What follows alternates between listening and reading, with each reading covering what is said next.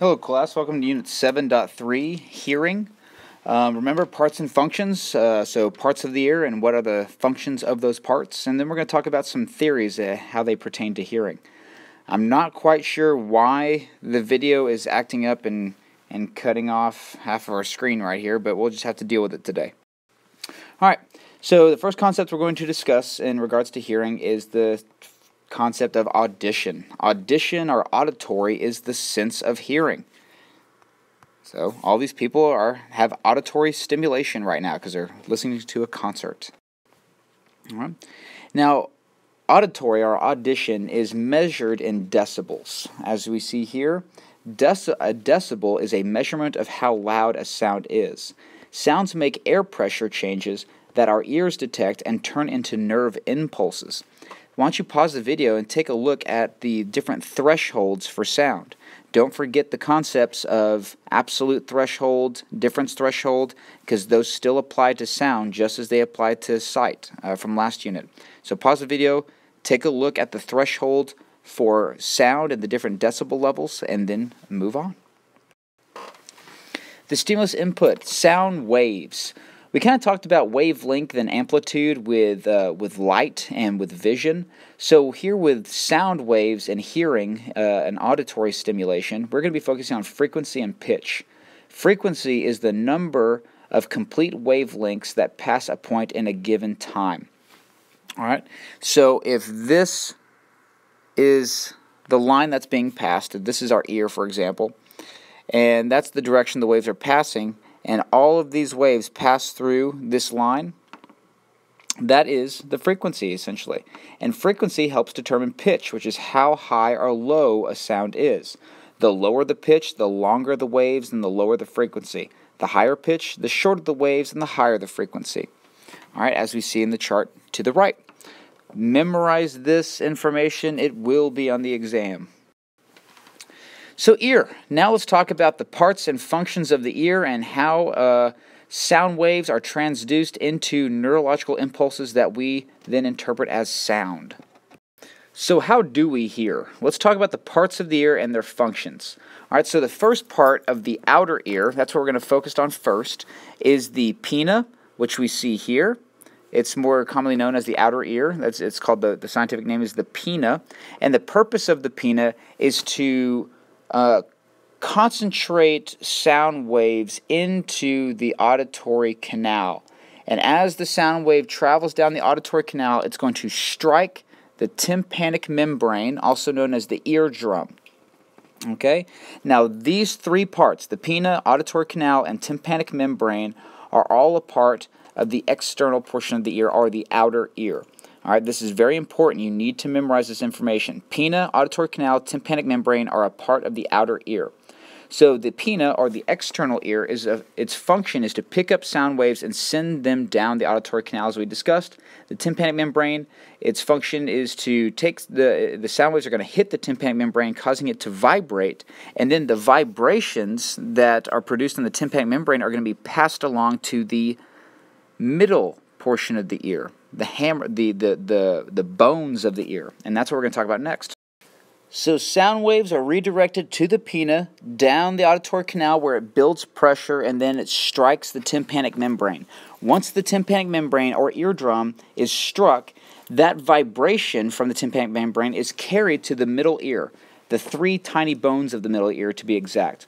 These tiny bones are called the hammer, also known as the malleus, and then the anvil, better known as the incus, and then the stirrup known as the stapes. All right, so when the tympanic membrane vibrates, that vibration is carried from the anvil, then to the hammer, then to the stirrup, where the stirrup then sends that vibration to the cochlea's oval window, which we will get to next in the inner ear. This leads us to the last part of the ear we will discuss, the inner ear.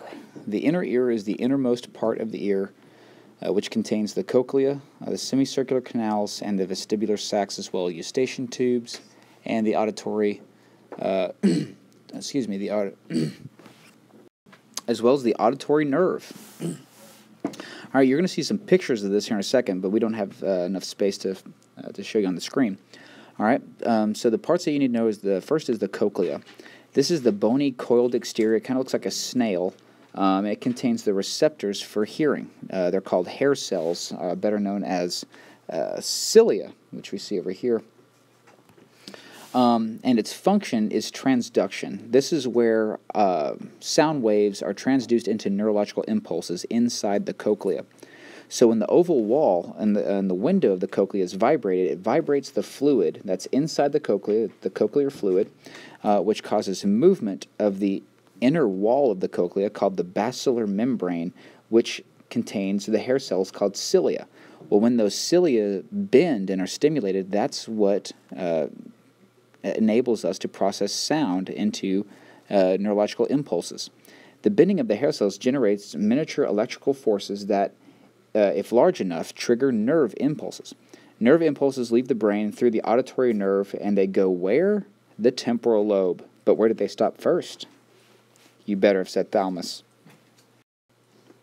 All right, so here's a picture of that. Here in the first image, we see the ear, the outer, middle, and inner portions of the ear, which we've discussed and learned about. And here we see the part that we've just recently been discussing, the cochlea. It's that snail-shaped looking structure. And here on this image in the upper right, we see a better inside picture of the cochlea. The salmon or pink shade of color there, that's the basilar membrane. That's the inner wall of the cilia, which is where, that's the inner wall of the cochlea. The basilar membrane is the inner wall of the cochlea, which is where the cilia is located. And here we see microscopic pictures of the cilia. Here's another graphic of the cilia and how cilia turns sound waves into neurological impulses. All right. Also on the screen, you see eustachian tubes. Eustachian tubes, as well as the vestibular nerve, which is connected with the semicircular canals, these three pieces enable us, help enable us to have a better sense of balance. It influences our vestibular sense as well as our cerebellum. All right, so this picture pretty much sums up everything we just learned. Here we see the outer ear, the middle ear, and the inner ear. And then we also see the inner workings of the cochlea, as well as the basilar membrane, which houses the cilia. So you need to know all these parts, how they work, and how they work together in unison. And here we see the malleus, the incus, and the stapes. That is the technical terminology for the hammer, anvil, and stirrup. So the brain interprets loud sources by how many hair cells get activated. So how do we process loud tones, and how do we process soft tones, and high frequencies and low frequencies? Well, there are two theories that help us understand how we process different tones. And the first is called place theory. The place theory is the theory for how we perceive high-pitched sounds. And it states that our brain determines medium to higher pitched sounds on the basis of the place on the basilar membrane where maximum vibration occurs. All right, so at the opening of the cochlea, as we see here, where the stirrup meets the oval wall of the cochlea, this is where most of the vibrations will take place, and then the vibrations will die off as they work their way through the cochlea. So our high pitches are really processed at the beginning of the cochlea where there is more vibrations. Now the other theory, in contrast with the place theory, is the frequency theory. And since low-pitched sounds don't generate neural signals so localized on the basilar membrane, we need to utilize the frequency theory because it states that the rate of nerve impulses traveling up the auditory nerve matches the frequency of a tone, thus enabling us to sense its pitch. So in other words, if the sound wave has a frequency of 100 waves per second, then there must be 100 impulses per second traveling up the auditory nerve for us to process those lower pitches, those lower tones. The volley principle accounts for us hearing frequencies over 1,000 waves per second. It's a group of neural cells that fire in rapid succession, achieving a combined frequency of 1,000 times per second. Some people, more indicative of men, do not have this, so this is why they are unable to process higher pitched tones. And then there are also hearing problems and hearing loss. And so there are two types of hearing loss. There's conduction hearing loss and sensory neural hearing loss. And we're going to focus on conduction hearing loss first. Conduction hearing loss is where hearing loss is caused by damage to the mechanical systems that conduct sound waves to the cochlea. So in other words, it's damage to the middle ear. It's damage to the bones, the hammer, the hammer anvil stirrup, or the malleus incus stapes. And the best way to relieve conduction hearing loss is to use a hearing aid. A hearing aid amplifies vibrations to the cochlea, because that's the problem in conduction hearing loss, is that the bones can't properly vibrate to the cochlea, so that the cochlea doesn't vibrate as much. It doesn't stimulate the cilia. So for that, they use hearing aids. Now, in contrast to that, we have the sensory neural hearing loss. This is nerve loss. This is when the cilia, this is where the cilia is damaged. It's hearing loss caused by damage to the cochlea's receptor cells or to the auditory nerve. It happens with age or by exposure to ear-splitting noise. This is when the hair cells or the cilia are destroyed, but hearing aids can stimulate neighboring hair cells. Not the hearing aid that's used for conduction hearing loss. We use a different hearing aid for sensory neural hearing loss. The hearing aid is called a cochlear implant. And as you can see, a cochlear implant is essentially a robotic ear, where there is a microphone that's surgically implanted into the skull, and this microphone actually acts as a new ear. And because the cilia in the cochlea is damaged, a fiber cable is run through the bone and fat tissues down the auditory canal into the cochlea, and this new cable acts as our new cilia. So make sure you know the difference between sensory neural hearing loss and conduction hearing loss, and make sure you know the difference between how we alleviate those symptoms. So here's a picture of cilia, microscopic picture of cilia, and then here's cilia just completely destroyed and damaged as a result of sensory neural hearing loss. So the reason we use cochlear implants for sensory neural hearing loss is because the cilia is damaged, and that's where transduction takes place.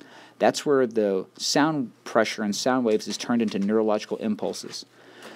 So the fiber cable that's threaded to the cochlea with the cochlear implant, that is going to take the place of the cilia. So that's where they will turn sound waves into neurological impulses. It doesn't make sense to have a cochlear implant for someone of conduction hearing loss, because conduction hearing loss is where you do not generate vibrations, and the cilia is perfectly fine. Alright, so here's a little bit more information about cochlear implants. You can pause the video to read more, and then we'll discuss further in class. Have a great night. Talk to you guys later.